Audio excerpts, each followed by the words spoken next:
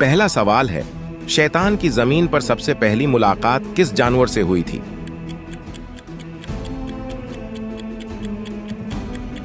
इसका दुरुस्त जवाब है मछली से हुई थी।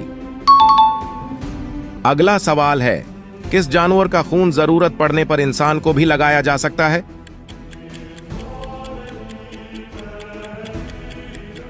उसका दुरुस्त जवाब है बंदर का खून।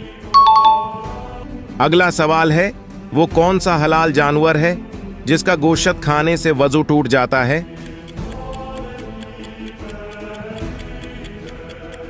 इसका दुरुस्त जवाब है ऊंट का गोश्त खाने से वजू टूट जाता है। अगला सवाल है, क्या आप जानते हैं वो कौन सा जानवर है जो दज्जाल की सवारी होगा?